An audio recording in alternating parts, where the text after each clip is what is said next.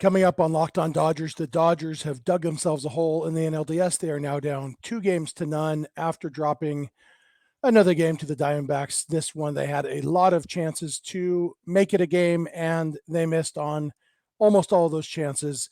Bobby Miller struggled, not quite as bad as Clayton Kershaw did, but definitely more than we would have liked. But really, the story here is that the offense didn't show up, and a lot of that falls down on the top of the order. The Dodgers rely on Mookie Betts and Freddie Freeman to set the tone. They have not done that yet so far in this series. We're going to talk about all of that and I don't know, try to find some glimmers of hope, I guess. That's what's on tap. So let's get locked on Dodgers. You are Locked On Dodgers, your daily Los Angeles Dodgers podcast. Part of the Locked On Podcast Network, your team every day.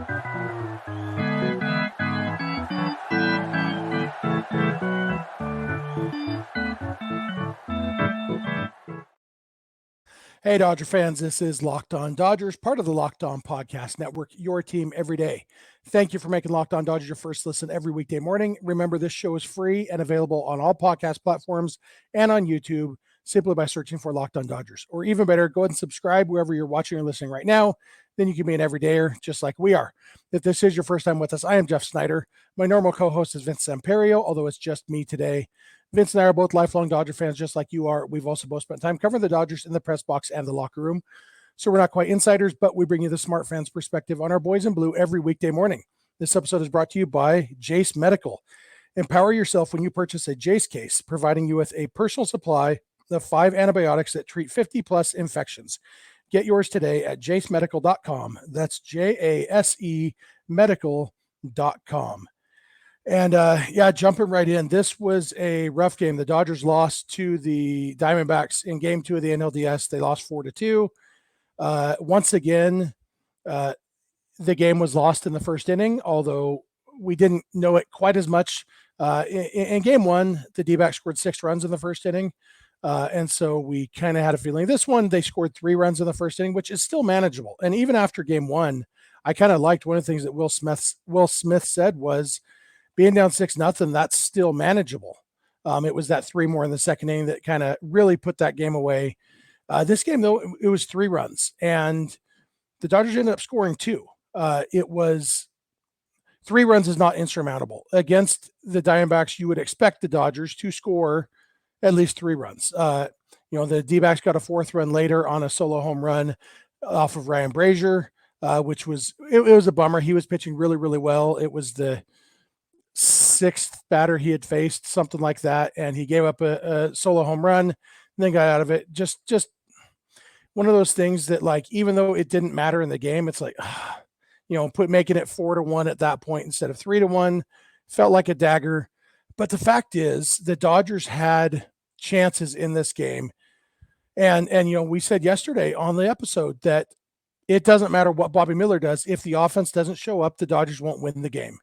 And if the Dodgers offense does show up, they'll probably win the game, regardless of what Bobby Miller does. And I mean, that's what we saw. Dave Roberts did a good job of pulling Bobby Miller early in the game.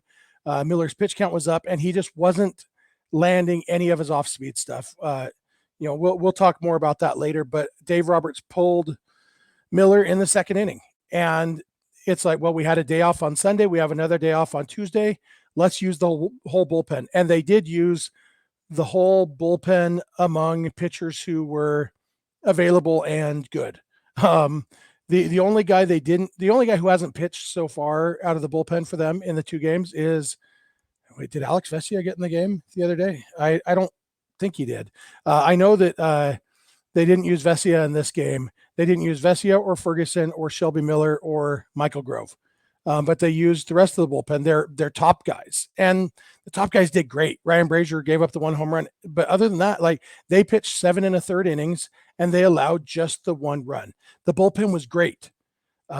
And most of the time during the regular season, the Dodgers, if they allowed 4 runs, they were going to win that game. And for whatever reason, that's not happening so far in this series. They have scored 2 runs in each game. And it's understandable after game 1, or like in game 1, when you're down 6-0 after the first inning, 9-0 after the second inning, after the top of the second, it's kind of understandable to be like, well, you be kind of demoralized offensively. 3 runs shouldn't put you in that mode. And I don't think it did. I don't think they were demoralized. I think they just couldn't get hits with runners in scoring position. And that's, obviously a recurring theme from last year. And I'm really having a hard time figuring out if there's any meaning to it.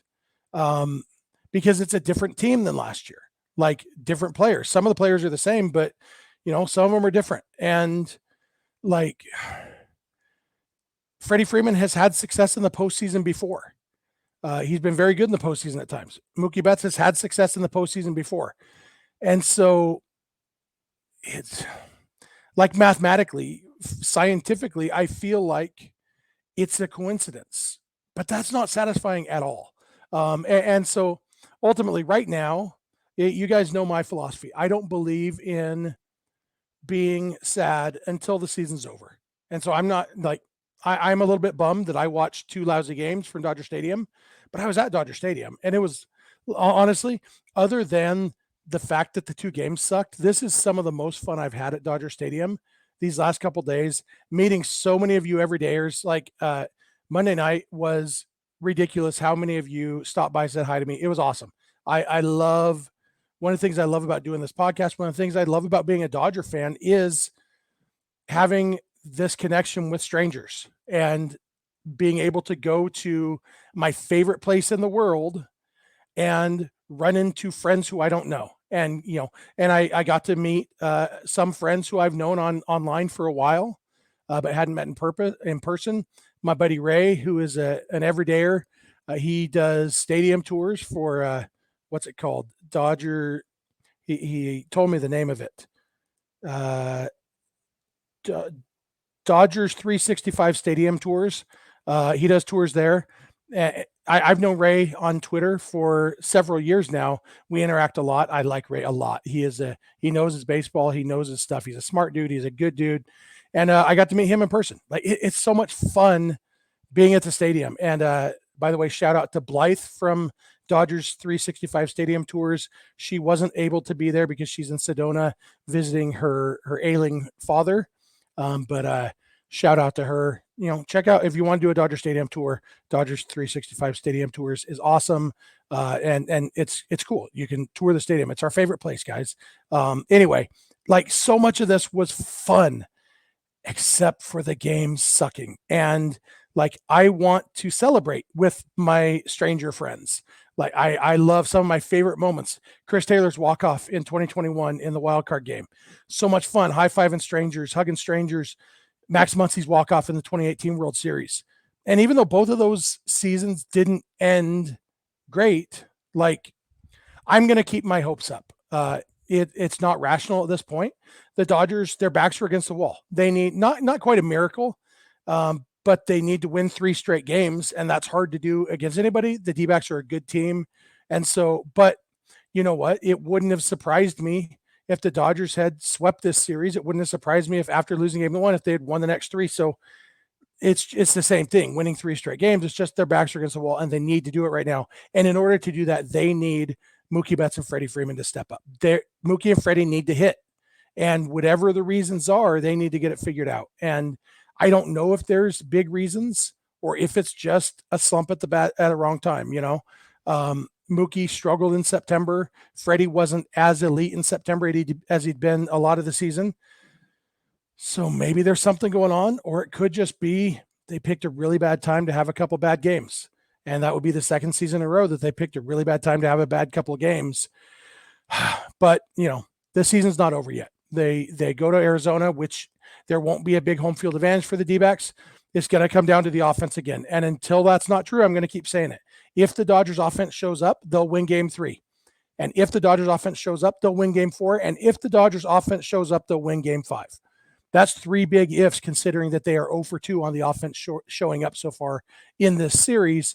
But it could happen. And so until it is officially not happened, I'm going to remain optimistic, even if I recognize that the optimism is less realistic than it was a few days ago.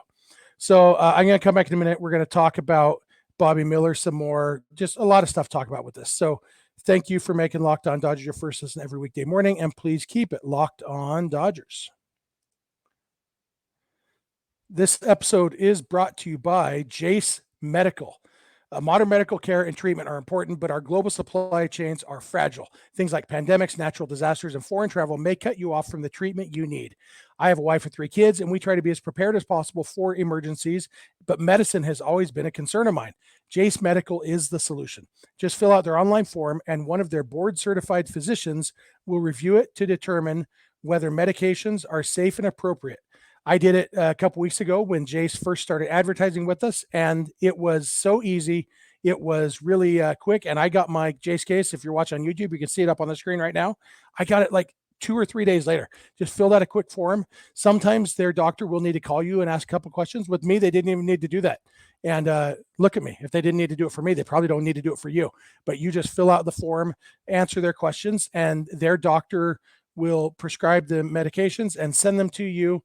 And you will have these in case of emergency put with your emergency preparedness kits so that you will always be covered with life-saving antibiotics whenever you need them. They send your prescriptions to one of their partner pharmacies where your Jace order will be filled and mailed directly to your home. And not only this, you can send your physician a message for answers to treatment-related questions at any time. Everyone should be empowered to care for themselves and their loved ones during the unexpected. That's why Jace Medical offers the Jace case. Save more than $360 by getting these life-saving antibiotics with Jace Medical, plus an additional $20 off by using our code LOCKEDON at checkout at jasemedical.com. That's JASE medical.com. Hey, I'm back. I want to thank you for making Locked On Dodgers your first listen every weekday morning. I want to remind you, you can catch every Dodger game, the Dodgers radio broadcast on SiriusXM or the SXM app, simply by searching for Dodgers. You can also, if you're not an everydayer, become an everydayer. It's really easy. Just watch or listen every weekday morning. Like I said, we love talking Dodgers with you guys and interacting with you guys. So become an everydayer. Tell your friends and family about it. And if you're watching on YouTube, we'd love to hear your thoughts in the YouTube comment section. I know there will be some negativity. Don't feel bad. I don't respond as much to the negative ones, not because I don't want you posting them, just because I don't have anything to say, because I am relentlessly positive until the last possible moment. But love to hear your thoughts. And Bobby Miller, it was a rough go for Bobby Miller. It's, one of the reasons it made sense to me to start Clayton Kershaw in game 1 and Bobby Miller in game 2. Once you've accepted that those are your top 2 starters in the postseason, it made sense to me to start Kershaw in game 1 because Bobby Miller's a rookie and there's going to be enough pressure on him, throwing the pressure of you are our game 1 playoff starter. I thought it made sense to not do that to him at this stage of his career. Ultimately, the Dodgers were going to need both of them to pitch well in order to win this series, and so far that hasn't happened. Hopefully, they'll each get another chance, but I thought it made sense. And then in game 2, what we saw was even without that added pressure, Bobby Miller struggled to command any of his off-speed pitches. He threw a couple good changeups, but his curveball and his slider both, I heard on the radio on the way home, 4 out of 18 or something that he landed for strikes.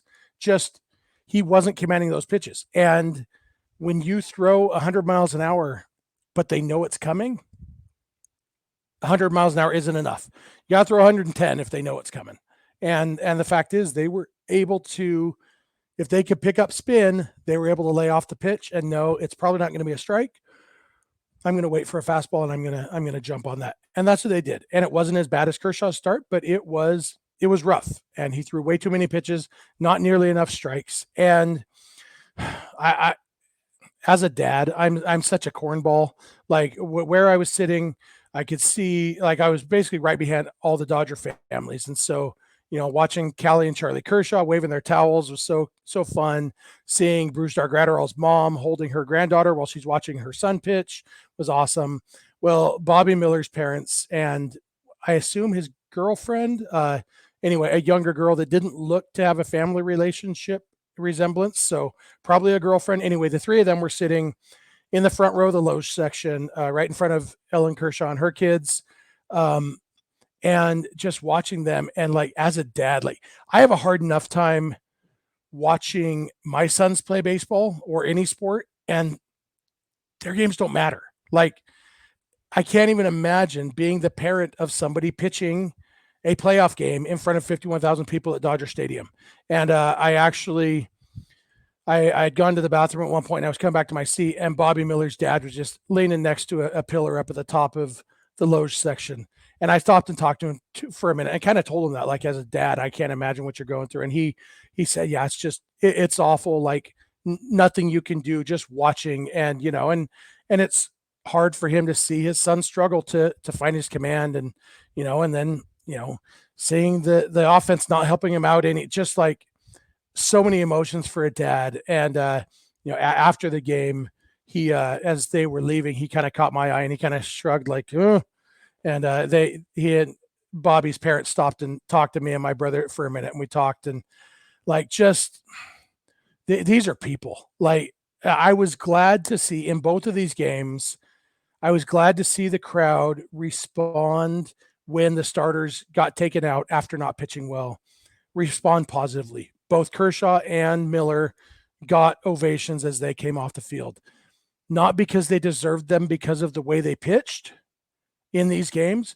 but because they deserve them because there are pitchers. Like, and I said on yesterday's episode, I don't love the Dodgers because they win. I want them to win because I love them. So I don't root for Clayton Kershaw because he's great. I want him to succeed because I love him. Like, and same with Bobby Miller. Like, Bobby Miller is the future of this rotation. And, like, I want nothing but good things for Bobby Miller, including I want him to feel okay when he's walking off the mound after pitching a clunker. And so I'm glad to see the crowd respond that way. Like, honestly, I feel like the crowd at Dodger Stadium these two games has been great. It's hard to stay in a game when you're down 9-0 after the bottom of the second, or top of the second inning. And Saturday's crowd stayed in the game pretty well. This game, Monday night, crowd was in it the entire time, despite letdown after letdown. When Brusdar Gratterall came out of the game, Brusdar was great. And I'll talk more about Brusdar and the rest of the bullpen in the last segment. But, when he came off the mound, he got a huge ovation because he deserved it. And he got into it. He's pumping the crowd up, waving his arms, and just, he's fired up. And I love me some Brusdar. The crowd was into it, and it is such a great atmosphere. And it was such a bummer to just have it not work out. And I don't think it's personal failings. I don't like the word choke. I don't believe in the word choke when we're talking about professional athletes, because especially baseball players, like, it's one thing if a quarterback goes out and throws a bunch of interceptions, because interceptions are, unless it bounces off the receiver's hands, an interception is a mistake by the quarterback. In baseball, though, like, if you go 1 for 4, like Freddie Freeman did in this game, that doesn't mean you had a bad day. It means the pitcher won 3 times. If you go 0 for 4 like Mookie did, it doesn't mean that you messed up. It means that you didn't get the hits you needed to. And baseball is such a game of failure that it's hard to, in a small sample, it's hard to figure out what is somebody struggling and somebody just got beat by the pitcher. What is, and game of inches, game of, if this little thing was different. I've talked about last year in the NLDS, if Will Smith's sac fly in game 4 against the Padres, he's bases loaded, 1 out, rips a line drive, but right at Jurickson Profar. Hit it like 6,000 miles an hour, but right at Profar. So it's just a sac fly.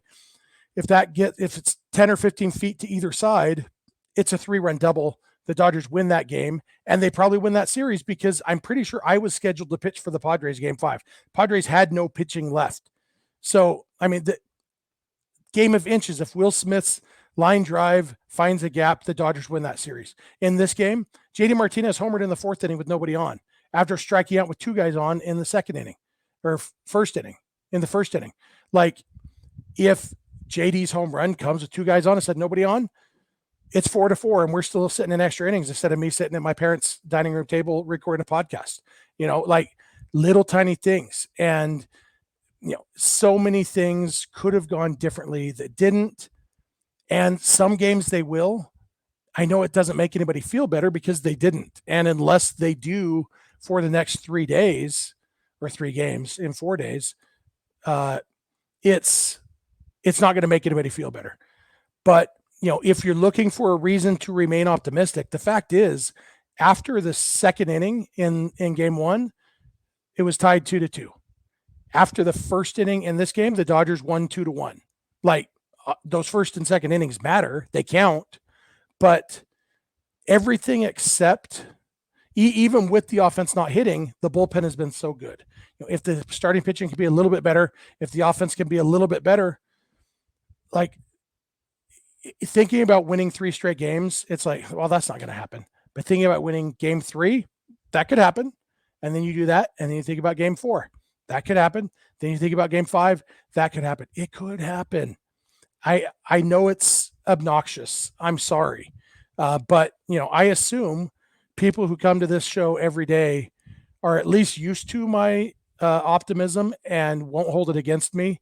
Even if you don't agree, that's fine that you don't agree. Like, one of the great things about being a baseball fan is we don't have to agree on everything. We come from the same spot of loving our Dodgers, and we all express that differently. And I'm totally cool with that. So hope you'll let me have my way. I'll let you have your way, and we can all be friends because we love the Dodgers, even if that friendship is forged in sadness sometimes. But not yet, because this series is not over. I'm going to come back in a minute. I'm going to talk about the bullpen a little bit, how good they were, how much fun they are to watch, and I'll wrap this thing up. So thank you for making Locked On Dodgers your first listen every weekday morning, and please keep it Locked On Dodgers. This episode is brought to you by FanDuel. FanDuel, October baseball is back, and you can make your postseason debut with FanDuel, America's #1 sportsbook. Join FanDuel today, and you'll get started with $200 in bonus bets guaranteed when you place your first $5 bet. Just visit FanDuel.com/lockedon to create your new account. Then you can get in on the action from the first pitch until the final out. Bet on everything from strikeouts to home runs to who will win the game. And if you don't want to wait the whole game to get a W, predict what will happen in the next at bat with quick bets. So head on over to FanDuel.com/lockedon right now. Step up to the plate this postseason with $200 in bonus bets guaranteed. Make every moment more with FanDuel, official sports betting partner of Major League Baseball. Hey, I'm back. Thank you again for making Locked On Dodgers your first listen every weekday morning. Remember, you can catch every Dodger game, the Dodgers radio broadcast on SiriusXM or the SXM app by searching for Dodgers. You can also listen to this podcast on the SXM app by searching for Locked On Dodgers. Thank you to our everydayers. I wish that I had written down the names of all of you that came and said hi to me. Some of you, I had mentioned where I was sitting. Several of you stopped by where I was sitting. But even beyond that, like more than any other game, just I ran into one of you on the way into the bathroom, and one guy came up and said hi to me. Sal was his name, while we were standing in line to get into the stadium before the game. I think there was probably 14 or 15 of you who stopped and said hi to me at one place or another. So much fun, and it makes it totally worth doing this podcast. Like I said, I love talking Dodgers with you guys. Love the bond that we have with strangers over a stupid thing like baseball. And it's why it's my favorite stupid thing. Favorite stupid thing is was my nickname in high school. Anyway, the bullpen has been very good in this series so far. If you count Emmett Sheehan as part of the bullpen, he was a piggybacker in game 1. He gave up 3 runs. If you don't count him as a reliever, he's really more of a starter in a piggyback role. The true relievers have given up 3 runs in 13, 14 innings, something like that. And they've been great. It's been really, really good, especially in this game 2 when they went with their top relievers.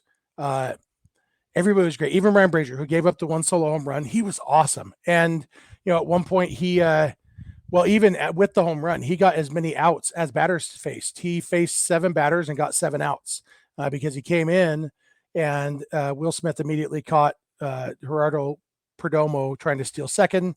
And so at that point, Brazier had pitched a third of an inning with 0 batters faced.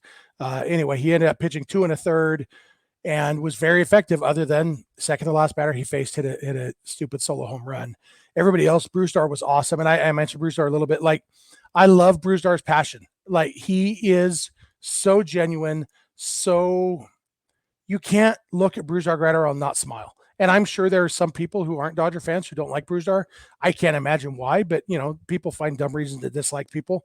But I love Brusdar Graterol, especially like when he's pitching well, so he's fully happy. He's been so good the last several months. He doesn't allow hard contact. He made a great play, a little behind the back catch in his second inning of work tonight, I think it was. Everything about Brusdar Graterol, I love. Ryan Brazier has been awesome. Evan Phillips got out of a jam, pitched really well, pitched parts of 2 innings. Joe Kelly got himself in a little trouble, but got himself out of it. Is that everybody? Those 5 guys? I think that's it who pitched in this game. They got multiple innings from a few of those guys. It was like I thought Dave Roberts did a great job managing the bullpen in this game. Like I said early in the episode, Bobby Miller didn't have it, and taking him out was the right call, both for his pitch count, for his confidence, and for keeping the Dodgers in the game. Because if you can only command your fastball, things are only going to get worse. So they took him out with 2 guys on, and the crowd booed Dave Roberts for taking him out, and they booed even harder when Roberts came and took Graterol out of the game. I thought both of those were absolutely the right call. Like Graterol, he had already been, he came in the second inning, got the last out of the second inning, then pitched the whole third inning, and then got 2 outs in the fourth inning before they took him out of the game. Having those 2 up and downs, like people, you look at the pitch count, it's like, well, it's reasonable pitch count. It's just 2 innings that he's pitched, but the 2 up and downs is something that no reliever at this point in the season is used to doing. And so I thought Dave Roberts managed the bullpen masterfully. The offense was a little bit harder when the DBacks did go to their lefty, Andrew Saalfrank. Roberts pinch hit for Jason Hayward, and that worked. Pinch hit for David Peralta, that worked. Chris Taylor walked, I think, and Kike Hernandez had an RBI infield single. And then they let James Outman stay in against the lefty. He struck out.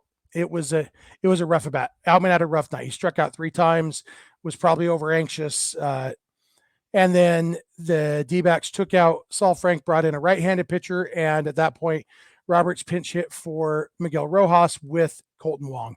For me, that's really the only decision that you could quibble with. But Wong has had some good hits for the Dodgers this year, and honestly, if he's not on the, I guess the alternative would have not. I mean, they never did go to another lefty reliever, and they probably knew they wouldn't because, that's why Colton Wong's on your roster, is the pinch hit for Miguel Rojas later in a game when it's a righty on the mound. And it didn't work this time, but it could have worked, and it doesn't make it the wrong decision. I think that's definitely in one of those, I talk about the 60-40 decisions with managers. I think that one's probably close to a 50-50, and they had already made some other moves. So they were, defensively and stuff, they're already doing some juggling. So it made sense, but I could see people quibbling with that. But the big issue was, at one point Mookie gets on and then Freeman immediately hits into a double play. Another time, Chris Taylor comes up with a runner on and first pitch hits into a double play. Obviously, the strikeout, they had bases loaded, 1 out after Kike's infield single, and Outman striking out and then Wong grounding out. Like, you got to get the ball in play there. All sorts of things that, you can, but the real quibbles were with the performance on the field, which, that's what you want, I guess, in a baseball game. You want it to be decided on the field, not by the manager. And I thought Roberts did a good job putting the Dodgers in position to win. Dodgers were in position to win a lot, and they just didn't get it done. And it happens, and it sucks. But I think that's about all I have to say about this. Like, I know I did see a teaser on Twitter that a different podcast is having an angry episode tonight, and I get that. I'm going to save, even if the Dodgers do get eliminated by the D-backs, I don't know that I'll have an angry episode. It'll be more of a sad episode, and I'm not looking forward to that. I'm hoping they don't make me do a sad episode this year. I really like the happy episodes when they win the World Series. So let's do that, Dodgers. But if we do get a sad episode, it'll be more sad than angry.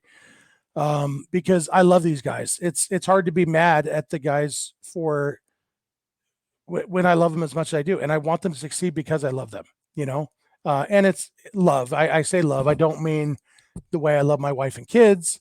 I mean the way I love this stupid baseball team that I have become attached to emotionally. It's how we all are. We all express it differently, and that's cool. But that's going to do it for me for today. Vince and I should be together tomorrow. Actually, it might be Vince solo tomorrow. I'm driving home to Utah on Tuesday, and so depending on what time I get home, Vince might have to go solo. But one way or another, we'll be back hopefully together on Thursday morning after Game 3 of the series, and hopefully talking about the Dodgers extending the season at least one more day. So thank you for making Locked On Dodgers your first listen every weekday morning. Remember, you can catch every Dodgers radio broadcast on SiriusXM or the SXM app by searching for Dodgers. You remember to be an everydayer. Tell your friends and family about the show. If you love it, they might too. You can follow us on Instagram and on Twitter at Locked On Dodgers. Vince is on Twitter at VinceSince91. I'm on Twitter at Snydog, and the DMs are open in all of those places. Our email address is lockedondodgers@gmail.com, and our phone number for voicemails or text messages is 323-863-LOCK, 5625. We are here every weekday morning, and we hope you'll be here with us. When you get in your car or sit on your couch, tell your smart device to play podcast Locked On Dodgers. And remember, you don't have to agree. You just have to listen. We'll talk to you tomorrow.